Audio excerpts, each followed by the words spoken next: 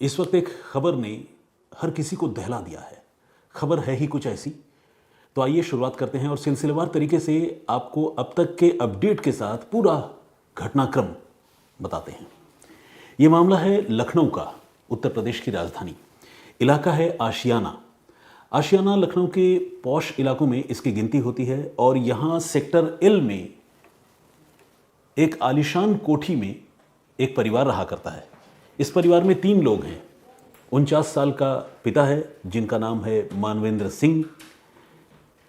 तकरीबन 20-21 साल का एक नौजवान बेटा है जिसका नाम है अक्षत प्रताप सिंह। और 17 साल की बेटी है जो स्कूल में पढ़ती है, नाम है कृति। मानवेंद्र की पत्नी की कई साल पहले मौत हो चुकी है और पिता जो है अपने बच्चों की देखभाल करते हैं और एक सिंगल पेरेंट के तौर पर दोनों बच्चों की परवरिश कर रहे हैं। ये मानवेंद्र सिंह का बहुत अच्छा और बड़ा कारोबार है। लखनऊ और आसपास के इलाकों में तकरीबन 18 पैथोलॉजिकल लैब के वो मालिक हैं और इसके अलावा 2 से 3 शराब के ठेके भी उनके पास हैं। अच्छी खासी कमाई है। परिवार में कुल जमा 3 लोग हैं। अपना मकान है, गाड़ी है, किसी बात की कोई दिक्कत नहीं है। बस अगर कुछ कमी है तो वो ये कि मानवेंद्र की पत्नी अब इस दुनिया में नहीं है। मानवेंद्र की का ये जो मकान है, जो 3 मंजिला इमारत है, उसमें सबसे ऊपर के मंजिल में यानी 3rd फ्लोर पर खुद मानवेंद्र रहा करते हैं और मानवेंद्र के साथ उनका बेटा और बेटी भी उसी फ्लोर में रहते हैं। जो बीच वाला फ्लोर है उसमें मानवेंद्र के छोटे भाई रहते हैं जिनका नाम है शक्तिवर्धन सिंह। वो अपने परिवार के साथ रहते हैं। और नीचे वाले फ्लोर में ऐसे तो किराएदार रहते हैं लेकिन इन दिनों वो फ्लोर खाली है और उसी फ्लोर में एक गेस्ट रूम भी है और फ्लोर का ज़्यादातर हिस्सा फ़िलहाल खाली पड़ा हुआ है।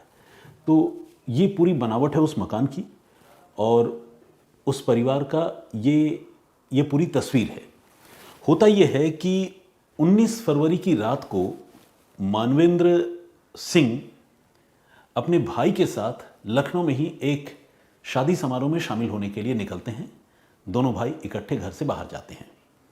इसके बाद मानवेंद्र को एक और शादी में जाना होता है। तो मानवेंद्र के जो भाई हैं शक्तिवर्धन, वो वापस चले आते हैं और मानवेंद्र अपने उस नेक्स्ट इनविटेशन को अटेंड करने के लिए एक दूसरी शादी में शामिल होने जाते हैं। और 19 तारीख की रात को ही, देर रात को बल्कि, ये वापस अपने घर चले आते हैं। 20 तारीख की सुबह होती है। जिंदगी अपनी रफ्तार से चल रही है लेकिन मानवेंद्र सिंह घर से बाहर नहीं निकलते। अब आप पूछेंगे कि ऐसी क्या जल्दी है? 19 की रात को अगर कोई बाहर से आया है, रात को घर आया है, तो 20 की सुबह वो क्यों बाहर निकले और लोगों को क्यों पता चले? तो इसका जवाब यह है कि मानवेंद्र बहुत ही सोशली एक्टिव लोगों में उनकी गिनती होती है क्योंकि मानवेंद्र सिंह जो है एक मिलनसार किस्म के इंसान हैं और आस पड़ोस के सारे लोगों से उनकी बहुत अच्छी दोस्ती है। वो अपने मोहल्ले में रामलीला का आयोजन करवाते हैं। उनका बेटा जो है अक्षत, ऐसे तो वो बहुत ज़्यादा लोगों से घुलता मिलता नहीं है लेकिन रामलीला में वो मेघनाथ की भूमिका निभाता है। तो कुल मिलाकर मानवेंद्र को इस इलाके में सारे लोग जानते हैं और उनकी अपने पड़ोसियों पर भी बहुत अच्छा इंप्रेशन है अपने पड़ोसियों के ऊपर। अब मानवेंद्र जब 20 की सुबह को बाहर नहीं निकलते हैं तो उनके अड़ोस पड़ोस में रहने वाले जो उनके पड़ोसी और दोस्त हैं वो थोड़ा सा सोचते हैं कि क्या बात है, आज मानवेंद्र भाई बाहर नहीं आए। तो खैर कुछ घंटों से अगर कोई गायब है या नहीं आया है बाहर तो इसके लिए कोई बहुत फिक्र करने वाली बात नहीं होती है। तो लोग इंतज़ार करते हैं। पूरा दिन निकल जाता है लेकिन मानवेंद्र का कुछ पता नहीं चलता। 21 तारीख को यानी एक दिन बाद, मानवेंद्र के न मिलने या गायब होने के एक दिन बाद 21 तारीख को मानवेंद्र का एक दोस्त उनके मोबाइल पर फ़ोन करता है। मानवेंद्र के पास 3 मोबाइल फ़ोन है। एक एक करके वो तीनों मोबाइल नंबरों पर ट्राई करता है लेकिन तीनों मोबाइल नंबर जो है वो स्विच ऑफ आते हैं। ऐसे में वो दोस्त बहुत परेशान हो जाता है और वो ठीक मानवेंद्र के घर के बगल में रहने वाले मानवेंद्र के एक पड़ोसी और उनके दोस्त धर्मेंद्र को फ़ोन करते हैं और ये कहते हैं, धर्मेंद्र भाई ज़रा पता कीजिए ये मानवेंद्र जी कहाँ हैं, क्योंकि उनका तो फ़ोन भी लगातार स्विच ऑफ आ रहा है। अब धर्मेंद्र भी सोच में पड़ जाते हैं कि भाई ये क्या बात हुई, क्योंकि कल तो मानवेंद्र भाई मिले नहीं और आज 21 तारीख, आज के दिन भी मानवेंद्र भाई का कोई पता नहीं चल रहा है। धर्मेंद्र भी अपनी तरफ से मोबाइल फ़ोन ट्राई करते हैं लेकिन उनको भी मानवेंद्र के सारे मोबाइल नंबर स्विच ऑफ लगते हैं, पाते हैं वो। इस पर वो क्या करते हैं, मानवेंद्र के जो बेटे हैं अक्षत प्रताप सिंह, तकरीबन 20-21 साल की उम्र है, जैसा कि मैंने आपको बताया, कॉलेज गोइंग स्टूडेंट है, उसका नाम निकनेम राजा है, उसे धर्मेंद्र बुलाते हैं और कहते हैं, राजा बेटा बाहर आओ। तो राजा बाहर आता है, राजा से पूछते हैं कि भाई तुम्हारे पापा कहाँ हैं। तो राजा जो है ये कहता है कि मेरे पिता तो 20 तारीख की सुबह को ही निकले हैं और ये कहकर निकले हैं कि वो दिल्ली जा रहे हैं, और वो थोड़े झुंझलाहट में थे, गुस्से में थे, और उन्होंने कहा कि मैं दिल्ली निकल रहा हूँ। तो बोला इसके बाद तुम्हारी अपने पापा से बातचीत हुई? तो बेटा बोलता कि नहीं, मेरी बातचीत नहीं हुई, मैं तो कई बार से ट्राई कर रहा हूँ, उनका फ़ोन भी स्विच ऑफ आ रहा है। अब धर्मेंद्र जो है वो परेशान हो जाते हैं, वो कहते हैं बेटा तो फिर तुमने पुलिस रिपोर्ट क्यों नहीं लिखवाई, तुमने हमें क्यों नहीं बताया? तो बेटा अक्षत जो है वो बताता है कि नहीं नहीं अंकल, मैंने पुलिस में रिपोर्ट तो लिखवाई है, आज ही लिखवाई है, अभी थोड़ी देर पहले मैं रिपोर्ट लिखवा कर आया हूँ थाने में, और पुलिस ने CDR वगैरह भी उनका निकलवाने की बात कही है, और हमसे भी इस मामले में हेल्प मांगा है, तो हम पुलिस के टच में हैं और उनको ढूंढने की कोशिश कर रहे हैं। अब पड़ोसी ये भी पूछते हैं कि क्यों तुम्हारे अपने पापा से कोई अनबन, कोई लड़ाई झगड़ा, कुछ ऐसा तो नहीं हुआ कि वो गुस्से में चले गए? तो बेटा बताता है कि नहीं, वो नाराज़ तो थे ज़रूर, लेकिन वो मुझ पर नाराज़ नहीं थे, मुझे पता नहीं वो किस पर नाराज़ थे, लेकिन जब मैंने उनसे पूछा कि आप कहाँ जा रहे हैं तो उन्होंने गुस्से में कहा कि मैं दिल्ली जा रहा हूँ, और घर से वो तेज़ी से निकल गए। ये बात सुनने के बाद जो है आस पड़ोस के लोग भी परेशान हो जाते हैं, और फ़ौरन, चूँकि जैसा कि मैंने आपको बताया कि मानवेंद्र का सारे लोगों से बहुत अच्छा टर्म्स था, रिलेशन था, तो वो फ़ौरन मानवेंद्र मिसिंग अपडेट के नाम से एक व्हाट्सएप ग्रुप बनाते हैं, और इस ग्रुप में सारे जानने वाले आस पड़ोस के लोगों को जोड़ते हैं, ताकि मानवेंद्र की गुमशुदगी और उनके कहीं भी मिलने के बारे में अगर कोई भी जानकारी, कोई भी अपडेट हो, तो वो एक दूसरे से शेयर कर सके। इस ग्रुप में वो अक्षत को, यानी मानवेंद्र के बेटे को भी जोड़ लेते हैं। बहुत ऑब्वियस सी बात है।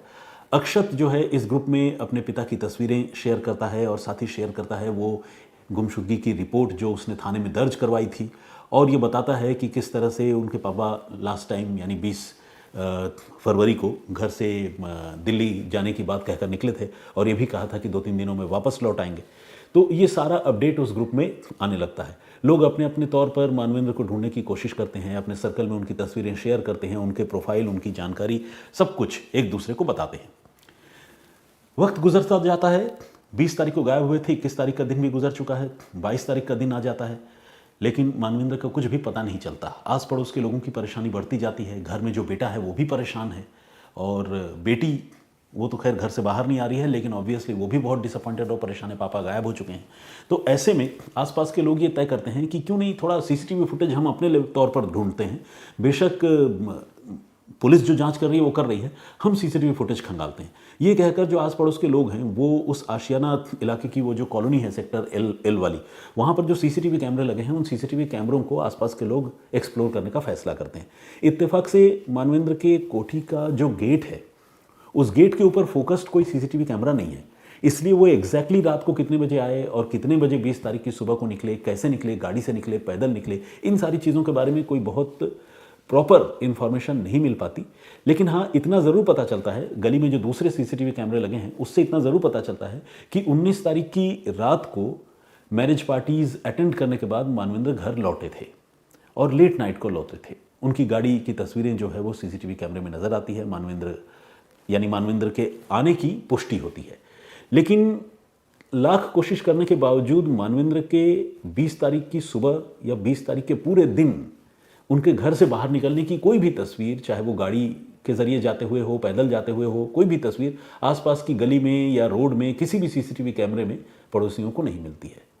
ऐसे में पड़ोसी थोड़ा सोच में पड़ जाते हैं, उनको लगता है भाई ये मामला क्या है, क्योंकि अगर मानवेंद्र दिल्ली गए हैं तो तीनों मोबाइल फ़ोन मानवेंद्र क्यों स्विच ऑफ करेंगे, और ऐसा क्यों कोई करेगा। आजकल की तारीख में होता तो यह है कि अगर कोई फ़ोन स्विच ऑफ हो भी जाए तो इंसान तुरंत उसको स्विच ऑन करता है, और एक से ज़्यादा फ़ोन रखने का मकसद ही यही होता है कि अगर कोई फ़ोन नॉट रीचेबल हो या स्विच ऑफ हो तो दूसरे फ़ोन से उनसे कॉन्टैक्ट किया जाए। ऊपर से अब CCTV कैमरे के फुटेज ये बता रहे थे कि मानवेंद्र घर तो आए थे लेकिन घर से बाहर नहीं निकले थे। ऐसे में लोग फिर से मानवेंद्र के बेटे अक्षत से बात करते हैं। अब तक जो मानवेंद्र के छोटे भाई हैं शक्तिवर्धन सिंह, पहले तो उन्हें भी अपने बड़े भाई की गुमशुदगी के बारे में कोई खबर नहीं थी, क्योंकि वो बड़े भाई के साथ ही 19 तारीख की रात को शादी अटेंड करके घर लौट आए थे। लेकिन इसी कोर्स ऑफ इन्वेस्टिगेशन में और मोहल्ले वालों की सजगता की वजह से शक्तिवर्धन को भी पता चलता है कि उनका भाई जो है वो लापता हो गया, गुम हो गया। वो भी अपने भाई को ट्रैक करने की, उनको कॉल करने की कोशिश करते हैं, अक्षत से भी बात करते हैं, लेकिन कुछ भी पता नहीं चलता। इस बीच होता यह है कि आस पड़ोस के लोग ये तय करते हैं कि चलो एक बार पुलिस से जाकर मुलाकात करते हैं और पुलिस को सारी बातें सिलसिलेवार तरीके से बताते हैं और ये भी बताते हैं कि मानवेंद्र घर के अंदर आते हुए तो दिख रहे हैं लेकिन बाहर जाते हुए नहीं दिख रहे। ये बात अक्षत को भी बताई जाती है। अक्षत को भी लोग अपने साथ पुलिस के पास लेकर जाते हैं, लेकिन पुलिस के पास यानी थाने में पहुंचने से पहले ही अक्षत से जब घर वाले और मानवेंद्र के जानने वाले लोग पूछताछ करते हैं और कहते हैं कि बेटा सीसीटीवी कैमरे में वो घर के अंदर आते हुए तो दिख रहे हैं, बाहर जाते हुए नहीं दिख रहे हैं, क्या मामला है बताओ। तो लोग जब इस तरह से अक्षत से पूछते हैं तो अक्षत के चेहरे पर हवाइयाँ उड़ने लगती है, वो घबरा जाता है और फिर वो कहता है अंकल सच बताऊं? तो लोग कहते हैं हाँ बेटा बताओ, तुमसे इतने दिनों से पूछ रहे हैं कहाँ है पापा। तो वो बोलते हैं कि पापा ने जो है खुद को ख़त्म कर लिया है, उन्होंने अपनी जान ले ली है। अब जब अक्षत ये बात बताता है तो आसपास के सारे लोग सकते में आ जाते हैं, क्योंकि अब तक तो उन्हें उम्मीद थी कि उनके दोस्त और भाई मानवेंद्र जीवित होंगे, लेकिन अब जिस तरह से उनका बेटा अक्षत बता रहा है कि पापा ने खुद को ख़त्म कर लिया है तो वो बिल्कुल घबरा जाते हैं। वो पूछते हैं क्या मामला है, घबरा मतलब कैसे उन्होंने खुद को ख़त्म कर लिया और तुमने किसी को बताया क्यों नहीं, अभी उनका शव कहाँ पर है। तो इन सारे सवालों पर वो बेटा अक्षत जो है वो बुरी तरह से उलझ जाता है और उसके पास कोई जवाब नहीं होता, वो खामोश हो जाता है। ये सब कुछ पुलिस थाने के बिल्कुल करीब ही हो रहा होता है। लोग अब पुलिस के पास जाते हैं और पुलिस को वो सारी बातें बताई जाती हैं। इसी के साथ पुलिस अक्षत को हिरासत में लेती है और अक्षत से पुलिस पूछताछ शुरू करती है। लेकिन इसके बाद जो सच बाहर आता है उसे सुनकर वहाँ मौजूद सारे लोगों के रोंगटे खड़े हो जाते हैं। ये सच बाहर आता है कि अक्षत ने खुद ही अपने पिता मानवेंद्र सिंह की हत्या कर दी है और हत्या 19 और 20 फरवरी की दरमियानी रात को की गई है, बल्कि रात नहीं 20 तारीख की अर्ली मॉर्निंग तकरीबन 4:30 बजे। अब सवाल यह है कि अगर अक्षत ने अपने पिता मानवेंद्र की हत्या कर दी थी तो इतने दिनों तक वो मतलब अपने नाते रिश्तेदारों के साथ साथ मोहल्ले वालों को ये झूठ क्यों और कैसे, लोग ये सोच में पड़ जाते हैं। लेकिन इसका ऑब्वियस सी बात है, जवाब है कि भाई वो सच छिपाना चाहता है। जो कातिल है वो कभी अपना राज नहीं बताना चाहता, तो वो इसी सच को छिपाने के लिए आस पड़ोस के लोगों को और घर वालों को भी, नाते रिश्तेदारों को भी लगातार झूठ बोल रहा था। अब जब वो पकड़ा गया और उसने पुलिस के सामने अपने पिता का कत्ल करने की बात कबूल कर ली, तो पुलिस अब उससे पूछती है कि तुम्हारे पिता का शव कहाँ है, बॉडी कहाँ है। तो अक्षत बताता है कि घर में है। अब पुलिस अक्षत को हथकड़ियों में जकड़कर घर लेकर आती है, घर की तलाशी ली जाती है और घर का जो मंजर सामने आता है उसे देखकर पुलिस वालों के भी रोंगटे खड़े हो जाते हैं। यहाँ पर भी मैं इसलिए कह रहा हूँ क्योंकि इस तरह के केसेस पहले भी आए हैं। यहाँ पर भी मानवेंद्र और अक्षत के घर पर पुलिस को एक नीले रंग का ड्रम मिलता है, जिस ड्रम में मानवेंद्र सिंह की आधी अधूरी लाश बरामद होती है। सिर, हाथ पैर और शरीर के कुछ दूसरे हिस्से गायब हैं, लेकिन धड़ का हिस्सा जिसे टोर्सो कहते हैं वो एक नीले रंग के ड्रम में पैक है। कमरे में खून ही खून बिखरा पड़ा है और वहाँ पर खून से सना हुआ एक गद्दा भी है और लाश के जाहिर है टुकड़े किए गए हैं, तो वहाँ पर एक आरी भी है। अब पुलिस अक्षत से सख्ती से पूछताछ करती है और वो सिलसिलेवार तरीके से पूरी कहानी बताता है। ये कहानी आप लोगों को भी जाननी चाहिए और ये समझना चाहिए कि ये पूरा घटनाक्रम हुआ कैसे और इसके पीछे की वजह क्या रही। क्या ऐसी घटनाओं को रोका भी जा सकता है? एक मकसद तो ये भी है इस पूरी कहानी को सुनने और जानने का। तो अक्षत ये बताता है कि 19 और 20 तारीख की रात को जब पापा लौटे मैरिज पार्टी अटेंड करने के बाद, उसके बाद उसका अपने पापा से किसी बात को लेकर विवाद हुआ और इस विवाद में दोनों के बीच में हॉट टॉक्स हुए और उसके पिता ने अपनी उनकी जो लाइसेंसी राइफल है उससे अक्षत के ऊपर वो लाइसेंसी राइफल तानी और उसे डराने की कोशिश की। ऑब्वियसली अक्षत पर जब राइफल पापा ने तान दिया तो अक्षत इस बात से डर भी गया था, लेकिन इसके बाद जाहिर है पापा ने गोली नहीं मारी, पापा का इरादा गोली मारने का रहा भी नहीं होगा, तो वो राइफल रख देते हैं और इसके बाद धीरे धीरे रात को ही मामला शांत पड़ जाता है, खामोश हो जाता है, सब कुछ सेटल हो जाता है।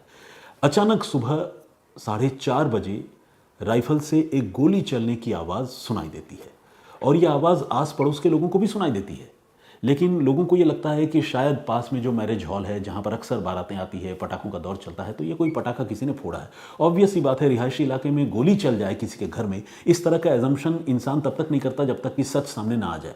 तो आस पड़ोस के लोग भी सुनते ज़रूर होंगे, कानून उनकी वो आवाज़ पड़ती भी होगी, हो सकता है सुबह 4:30 बजे का वक्त है, किसी की नींद भी उस आवाज़ से खुली हो, लेकिन लोग ये रियलाइज़ नहीं कर पाते कि वो गोली की ही आवाज़ है। लेकिन उसी घर में चूंकि ऊपर वाले फ्लोर में दूसरे कमरे में मानवेंद्र की बेटी कृति, जो कि 11वीं की स्टूडेंट है, वो भी रहती है। वो जब गोलियों की आवाज़ सुनती है तो अपने कमरे से दौड़कर बाहर आती है, यानी उस लिविंग रूम में आती है जहाँ पर ये घटना हुई है। अब जब कृति दौड़ कर आती है तो वो देखती है कि पापा की लाश पड़ी है और भाई हाथ में गन लिए खड़ा है।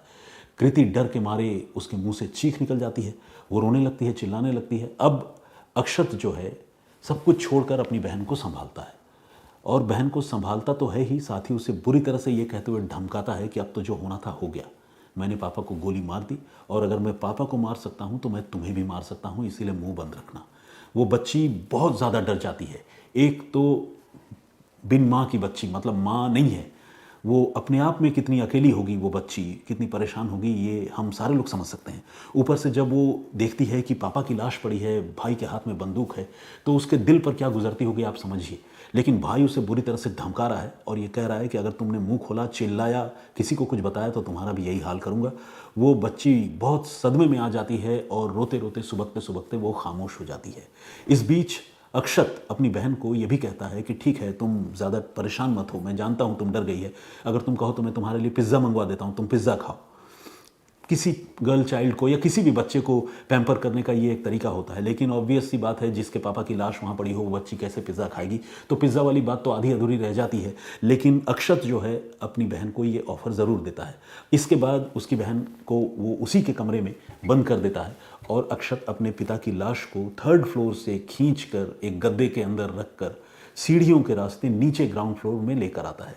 जैसा कि मैंने आपको बताया है कि बीच वाले फ्लोर में मानवेंद्र के भाई और उनका परिवार रहता है, लेकिन परिवार के लोग शायद उस वक्त बाहर थे। मानवेंद्र के जो भाई हैं शक्तिवर्धन, वो घर में ज़रूर थे, लेकिन उन्हें इसके बारे में पता नहीं चलता। और नीचे वाला फ्लोर किराएदारों का है, लेकिन किराएदार थे नहीं।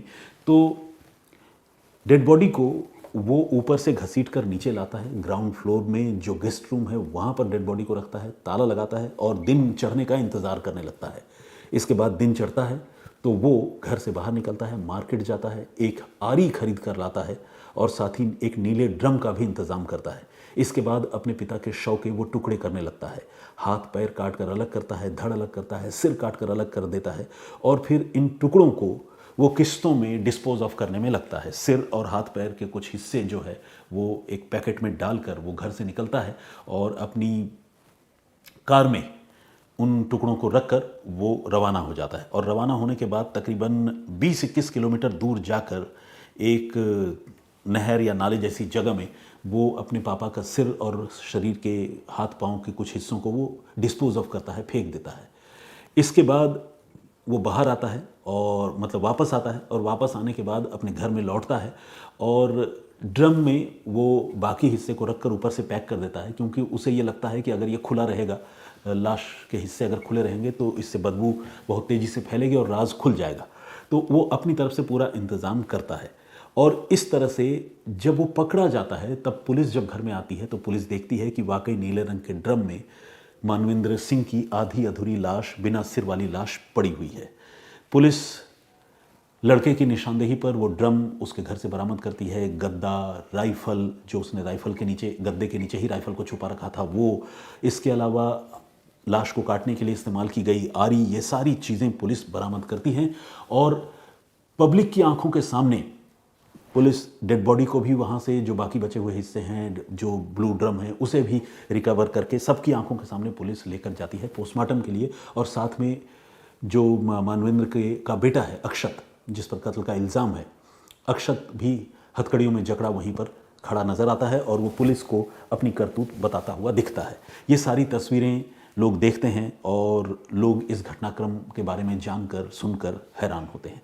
अब पुलिस ये पूछती है कि अक्षत, ऐसा क्या हो गया कि तुमने अपने पिता की गोली मारकर जान ले ली, तुमने उनकी हत्या कर दी।